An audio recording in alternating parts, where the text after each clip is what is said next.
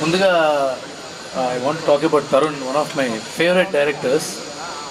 And before talking about Tarun, అమ్మ మీ అబ్బాయిని మీరు చాలా చాలా ముద్దుగా పెంచినట్టున్నారు. చాలా బద్ధకం మీ అబ్బాయికి, పూర్తిగా ముద్దు చేస్తారు మీ అబ్బాయిని.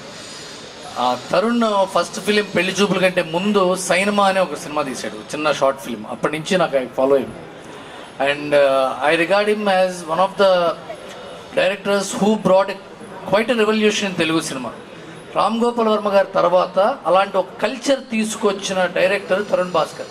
తన చుట్టుపక్కల వాళ్ళందరినీ, ఫ్రెండ్స్ని డైరెక్టర్ని చేస్తూ, యాక్టర్స్ని చేస్తూ, వాళ్ళతో ఈగోలెస్గా కలిసిపోతూ ఒక సినర్జీ ఫామ్ చేసి ఒక డిఫరెంట్ సినిమాని, ఒక ఎకనామికల్లీ ప్రొడక్టివ్ సినిమాని తీసుకొచ్చిన director Tarun Bhaskar.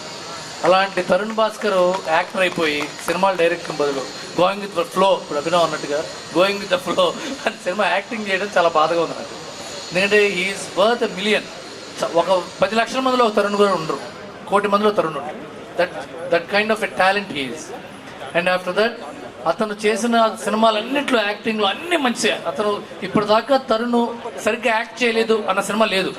He brings that freshness, he brings that light heartedness, even how much depth character has. అది చాలా కష్టం ఒక యాక్టర్గా. అలాంటి ఒక యాక్టరు, అలాంటి ఒక కల్చర్ ఉన్న యాక్టరు, డైరెక్టరు పక్కన పెడితే ఇప్పుడు ఈషా ఉన్న ప్రాబ్లం ఏంటంటే అమ్మాయి చాలా మంచి యాక్టర్, సీరియస్లీ. అంతకుముందు ఆ తర్వాత సినిమా నుంచి అమ్మాయి యాక్టరు మంచి యాక్టింగ్ స్కోప్ ఉన్న క్యారెక్టర్సే ఈషాకి ఇస్తారు కదమ్మా. మంచి యాక్టింగ్ స్కోప్ లేదండి, ఓన్లీ ఇట్ డ్యాన్స్ అంటే ఎవరు. అందుకే ఈషా ఎందుకు చాలా కష్టం. యాక్టర్స్కి అదే ప్రాబ్లం, జయసుధ గారికి అదే ప్రాబ్లం. చాలా మంచి యాక్టర్స్కి ఏంటంటే యాక్టింగ్ స్కోప్ ఉన్న క్యారెక్టర్లు ఇస్తారు. బట్ ఒక ఫెచ్చింగ్ ఏంటంటే ఇలాంటి యాక్టర్స్ వాళ్ళు బతికున్నంత కాలం తెలుగు సినిమా ఇండస్ట్రీలో ఉంటారండి. They will do acting till they retire. వాళ్ళు రిటైర్ అయ్యేదాకా ఉండే గొప్ప talent Esha. I wish you all the best with the couple, great success.